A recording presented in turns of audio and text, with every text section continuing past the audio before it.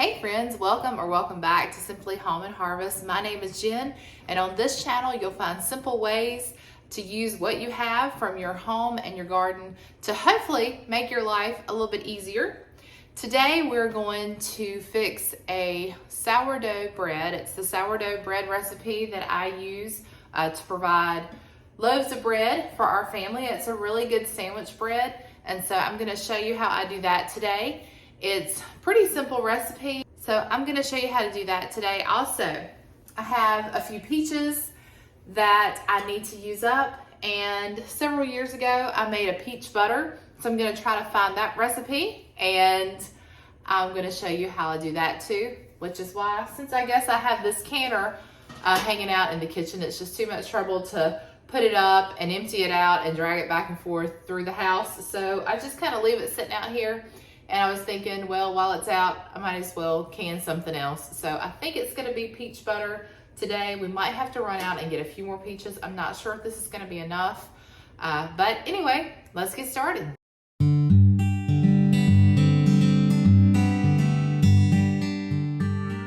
Hey y'all, it's editing me, but you didn't see that coming. And I just wanted to stop the video right here and let you know that there's been a change of plans. I decided as I was editing this that it's just going to be too long to do the peach butter and the sourdough bread in the same video. So I'm going to split it up. You'll see that peach butter video next time. But for now, we're going to get back to sourdough bread making. And then at the end of this video, I'm going to attach a way that you can start your own sourdough starter. All right, so we're going to go ahead and get started on our bread dough.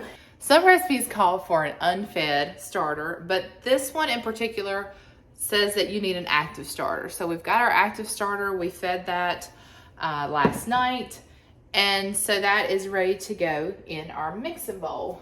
Now you could double this recipe, but today I'm just going to make one loaf of bread because I need to use the rest of that starter that I set out last night for pizza dough, because my family is wanting some homemade pizza tonight. So we're gonna go ahead and just use our 1 cup of starter. We're gonna get 1 cup into our mixing bowl. And I'm really loving having this homemade bread now that my tomatoes are starting to come in from the garden, and I'm getting more of what I call the tomato sandwich tomatoes, or some people in the South say mater sandwich tomatoes. Those are the bigger ones that will take up the bread when you put them on your sandwich, and they're all so juicy anyway. I'm making myself want one talking about it. But since we're getting more of those in our garden, I love having the homemade bread on hand. So to our 1 cup of starter, we're gonna add 1 tablespoon of melted butter. Get that all mixed in there. Now you can totally put this in a bigger bread bowl, and you can mix all the ingredients together, and you can knead this bread yourself. But I'm going to let my KitchenAid mixer over here do all the hard work today. So I'm gonna go ahead and put it on the mixer, and we'll add the rest of the ingredients, and we're gonna let our mixer knead. We're gonna use our dough hook, and we're gonna let that knead our bread for about 8 minutes or so. All right, so to our mixer, we're gonna go ahead and add 3/4 cup of water. Gonna do about 1.5 teaspoons of salt. And then this is about 1.5 teaspoons of sugar. Get my attachment on there. I'm gonna let that stir up just a bit before I add my flour. Okay, so I got ahead of myself. Normally I would add in all my ingredients and my flour and kind of stir it a little before I put it on the mixer. But see, when I turn my camera on to record, then I just forget what I'm supposed to be doing here. I guess y'all make me nervous or something. I don't know. Okay, so you don't have to mix it too much, just enough to kind of, you know, start getting it combined, because your machine will do the rest for you. And you're gonna want it to clean the sides of the bowl. So it's already kind of starting to do that and come together. All right, now we're gonna put it on our mixer.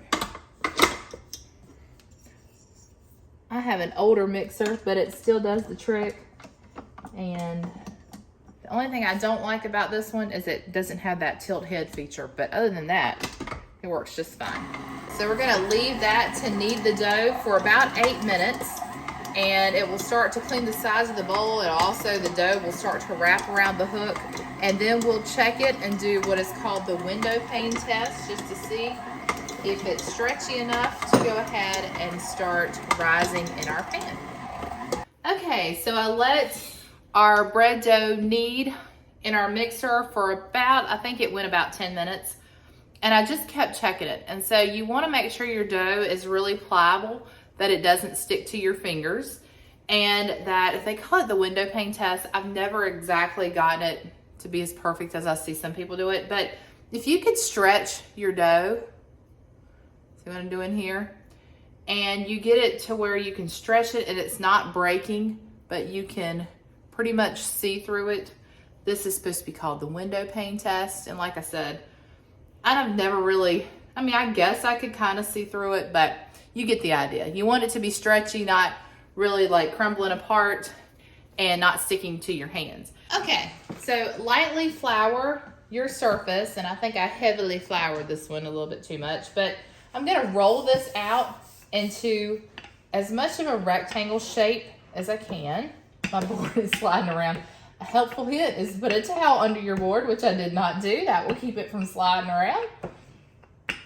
But I just don't think of these things when I'm recording.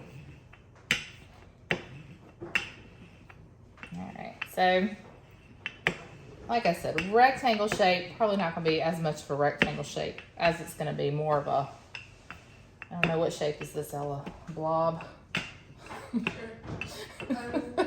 An oval, a nice stretched out oval. I don't know, we might get a rectangle out of this.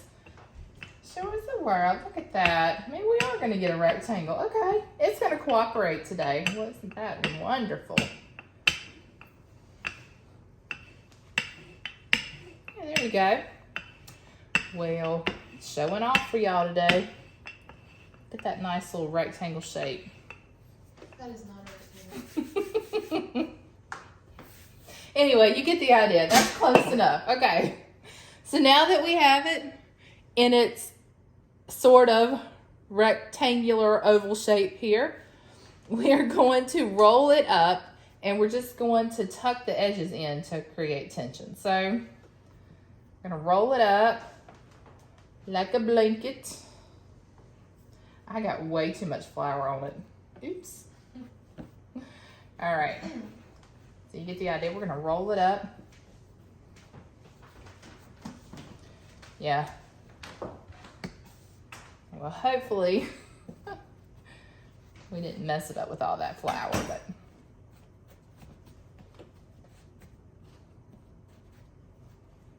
all right. That's a nice little loaf. Okay, now we're going to add our floured, a little too floured loaf of bread here to a parchment paper lined loaf pan. And we're gonna let this rise until it's either doubled in size or it comes up and the top of it meets the edges of the pan, and then we will bake it. So it's going to be a while before that happens. But we are going to cover it. We're going to cover it. We're going to let it sit in a warm spot while we do some other things.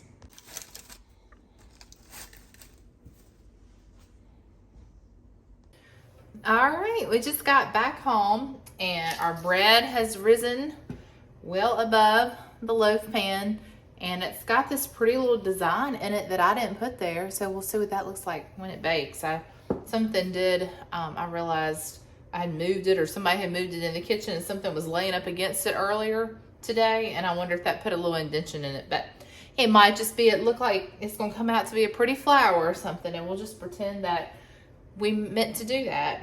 But what we're gonna do, I went ahead and preheated the oven to 400 degrees, and I'm gonna take about a tablespoon of melted butter, and I'm just gonna brush the loaf with melted butter. And this happens before we put it in.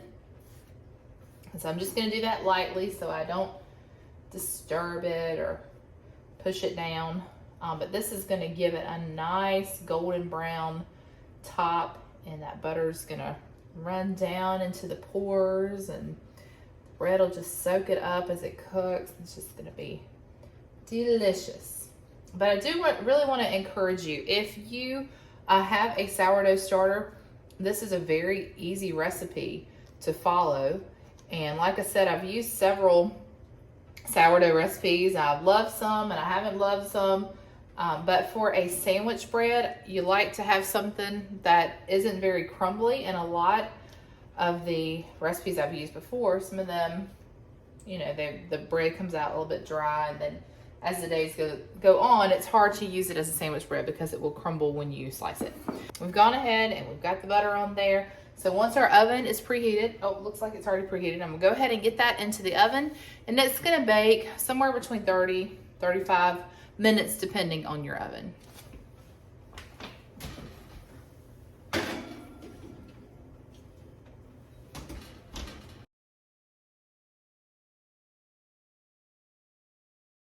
Okay, if you hear piano in the background, my daughter is playing downstairs. So I wanted to go ahead and show you this. All right, so since we have the parchment paper in our pan, what we're gonna do is we're just gonna lift our loaf right out. And you wanna go ahead and get it out now without letting it cool, so that you can get your parchment paper off, and it won't, as it cools, the parchment paper could stick to it. So that's why I went ahead and did that. But another step to make it extra delicious, and you see it looks really good, it's got a crust on it and everything, is to go ahead and put more butter on it. So we're just gonna slather our butter on it again. And then as it cools, we'll be able to slice into it. But it looks amazing.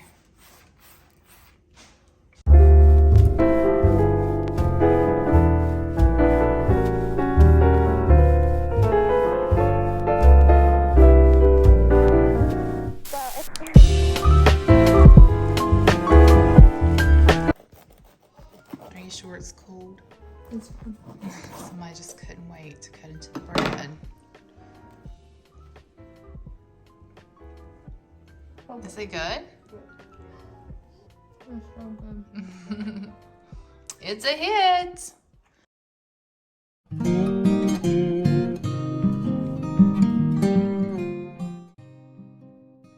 It does take one ingredient to make sourdough bread, and that is sourdough starter. So I'm going to show you how you can grow your own sourdough starter. And all you need to get started are two ingredients, water and flour. Now what I'm showing you right here is my starter that I will be putting in the refrigerator. And this one I keep in the fridge, and then I just pull from it as I need it to make bread. You'll see the starter in the jar with the white lid. That is the one that I have sitting out on my counter at all times. That is the one that I keep active, and I use that to make sourdough bread just about every other day. But right here, I'm going ahead and I'm going to get all of this transferred to a clean bowl. It has a lid, and I will store that in my refrigerator. And I have been known to keep that in the refrigerator for 3 to 4 weeks without touching it and feeding it, because it goes into a dormant state and it will preserve itself if it's in the refrigerator. That's probably not something that, that is advised to do, to keep it to let it go that long without feeding it, but I have been known to forget. So I'm going to go ahead and get that in the fridge. And then this is the starter that I leave out, like I said, and I will feed this about every other day, because now it's active. You can see the bubbles there. It means it has a lot of yeast growing, and it's a good, healthy, active starter to grow your own bread. And so what I mean by grow your own bread is you gather yeast from the atmosphere. I know that sounds weird, but that's the way it works.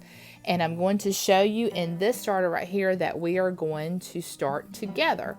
So all we needed was just flour and water. So in this we have 1 cup of flour, and 1/2 cup of cool water. I've mixed that together, and this is actually day 2 that you are seeing it. And the fact that it is already bubbling, you can see on the sides the bubbles, and it's already getting foamy, that is a wonderful sign. It means that we are well on our way to a good starter.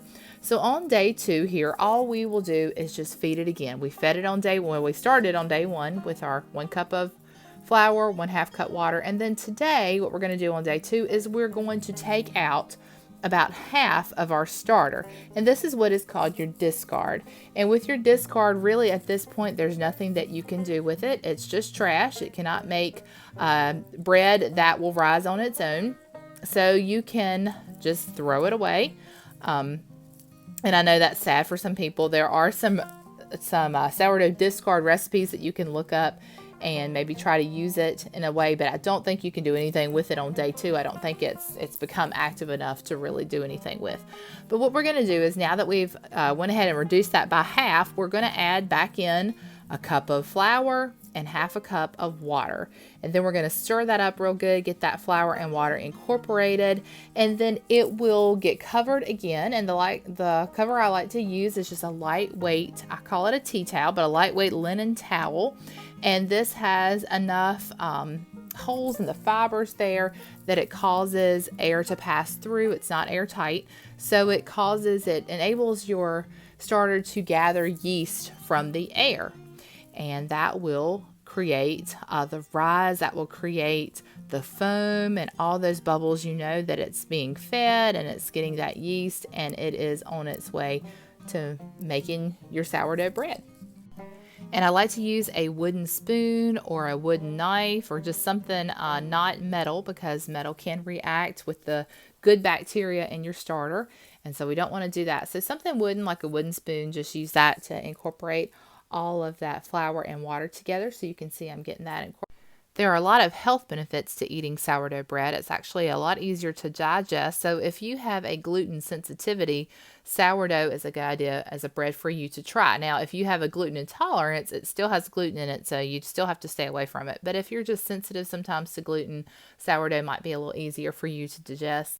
Now, I will have step-by-step instructions linked below in the description box, so don't feel like you have to remember all the information I'm giving you. And I wanted to try now to it's get day the 3, best shot and you can see that our starter is starting to get active. You see the bubbles, you see the foam. Actually, that is a great sign. That's exactly the way you want it to look like. And I don't know what you want it to look like on day 3. And so what we'll do today is we'll just go ahead, we will reduce it by half again. So this is we'll discard half of it, exactly where we want it on day 3. Feed it with and 1 so cup since of we are flour now all the way to day 3, what we will do is we'll feed it tonight. Water. We'll go ahead and empty out stir half that of it. again to incorporate Feed it all 1 together. cup of Cover flour, it. Sit it to the side again for 24 hours. We'll stir that.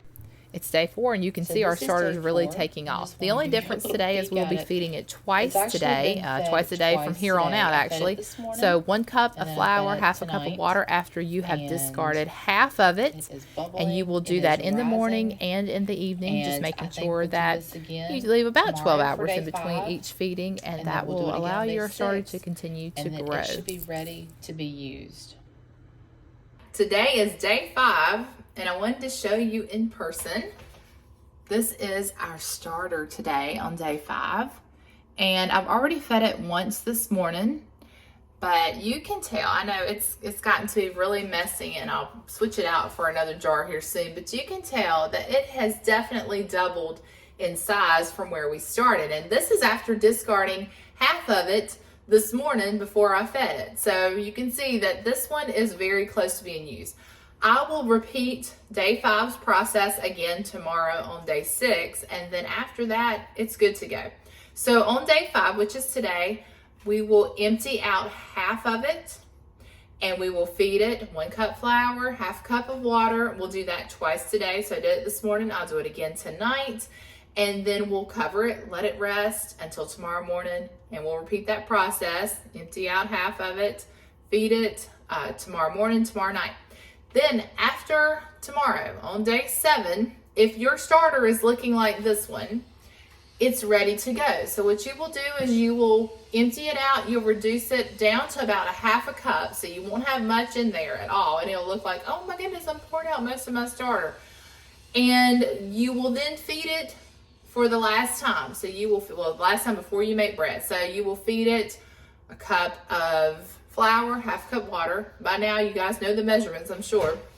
And you will let it rest for about 6 to 8 hours covered. And then at that point, you can make that sourdough bread recipe that I showed you in the beginning of this video. So that's all it takes to grow your own starter. You need about a week, and you just need to be diligent and consistent and have patience, and you'll get this result. Now, what you will need to do is transfer this. You see the fuzz on the top of it. That's from the linen towel that was over it. You will need to transfer it to a different vessel. So you just decide what you want to store it in. If you want to store it in a mason jar, I would suggest no smaller than a quart mason jar. Really, probably half a gallon would be better if you're going to continually make your bread, or a little dish that you can cover, a little bowl you can cover. Anything really works. And something I like, glass or ceramic. Definitely wouldn't want to put it in plastic. I think it does better in the glass and ceramic. Plus, then you get to see all the little goodies that pop up on the side, the bubbles and stuff, and get to see how active and beautiful your starter is. I have fallen in love with making bread and this process. Not only does it feel really good to be able to do that, but it tastes great. And like I said, there's so many health benefits. I'm going to link the recipe and all the instructions down below. This maybe has been a little overwhelming to you, but I wanted you to see it step by step so that you could see for yourself that you really can do it. Even though the link will probably be a couple pages long and it looks like a lot of information to follow, it really is repeating itself day by day. So try it out. Let me know what you think. If you have any questions at all, please leave them in the comments below. I'll do my best to answer them, and if I don't have the answers, I'll help you find them. If you would like a link to go and research the benefits of sourdough, the benefits to your gut health, I will leave that in the description box as well. So thank you so much for watching today's video. If you haven't already, I'd love for you to subscribe. Also, give the video a thumbs up. Let me know that you are enjoying these videos and that you'd like to see more. Until next time, remember to live simply, use what you have, and enjoy the moments you've been given. Bye, friends.